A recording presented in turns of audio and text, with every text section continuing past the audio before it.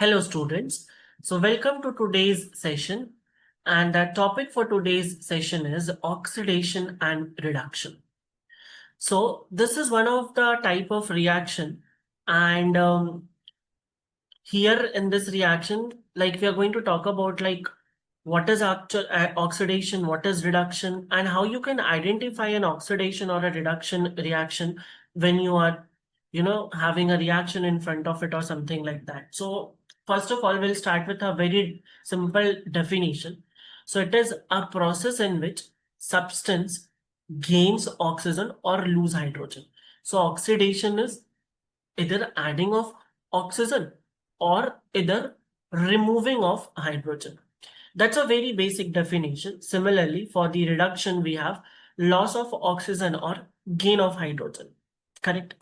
Now, this is very good, a very perfect reaction. But what if there is a reaction in which there is no oxygen or hydrogen is involved? Then how we are going to talk about that whether the oxidation is happening or not? So this definition is only and only valid when oxygen and hydrogen is involved, right? So for example, we can have suppose copper. So let's have copper, and if I'm adding oxygen to this copper, so it will be oxidation. If you balance it, so here it will be 2 and here it will be 2. Simple. Now, if I do this thing, copper oxide plus H2. So I'm removing the hydrogen from here.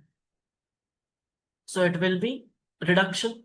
See, sorry, I'm removing the oxygen from here and that will be reduction. Correct?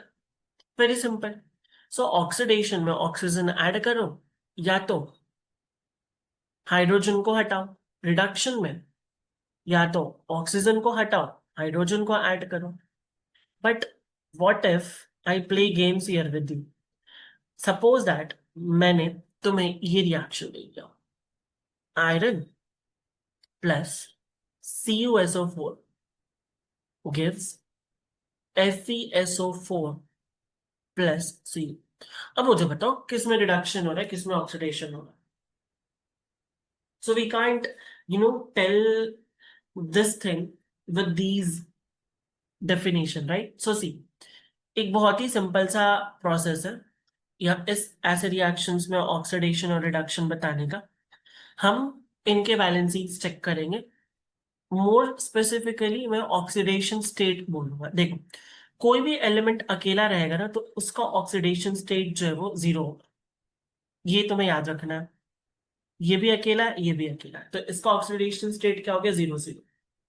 अब देखो, इस copper का oxidation state हम कैसे निकालेंगे?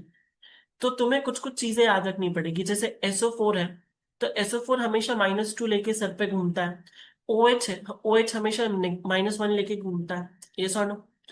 और अगर मान लो मैं कार्बोनेट ले लूं तो CO3 -2 ये भी लेके घूमता है. दैट मीन सर यहाँ पे भी अगर मैं अलग करूंगा इसको तो SO4 के ऊपर -2 आएगा. अगर SO4 के ऊपर -2 है तो कॉपर हमारा +2 होगा. करेक्ट?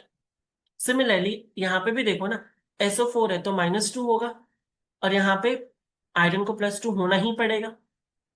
तो देखो, 0 से आयरन कहाँ चला गया? +2 में चला गया. मतलब ऑक्सीडेशन स्टेट इंक्रीज हुआ, तो हम बोलेंगे इसको ऑक्सीडेशन. और कॉपर को देखो जरा, +2 से 0 में चला गया, ऑक्सीडेशन स्टेट डिक्रीज हुआ, it will be known as reduction.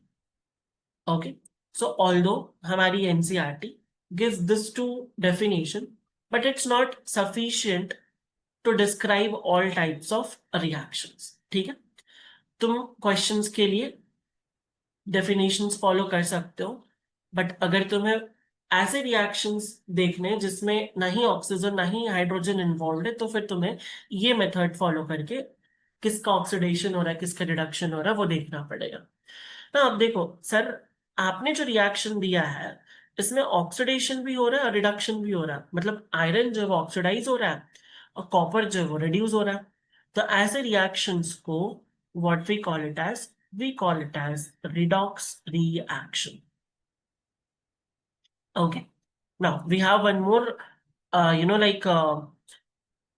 thing, example given in the NCERT. So देखो, copper oxide plus hydrogen gives copper plus H2। तो यहाँ पे इससे हमने क्या किया, ऑक्सीजन हटाया, we have remove the oxygen, तो ये रिडक्शन हुआ। एंड हाइड्रोजन में हमने ऑक्सीजन ऐड किया, तो ये ऑक्सीडेशन हो गया, राइट। सिमिलरली यहाँ पे देखो, ZnO प्लस कार्बन, तो हमने क्या किया, जिंक से ऑक्सीजन हटा दिया तो वो रिड्यूस हो गया, और कार्बन में हमने ऑक्सीजन लगा दिया तो वो ऑक्सीडाइज्ड हो गया। तो वेरी सिंपल, एक और रिएक्शन देख लेते हैं हम यहाँ पे। Copper, let's have this reaction, MnO2 वाला रिएक्शन ले लेते हैं। MnO2 plus HCl gives MnCl2 plus H2O plus Cl2। Okay, so यहाँ पे इसका क्या हो रहा है, ऑक्सीजन हम हटा रहे हैं, यस और no. So this is what reduction, correct. Now see, एक बार हम अपने मेथड से फॉलो करें, चेक करते हैं ना। ऑक्सीजन जो है वो, तुम लोगों को पता है, ऑक्सीजन -2 लेके घूमता है, यस और नो। तो यहाँ पे क्या होना चाहिए, ऑक्सीजन जो है हमारे पास,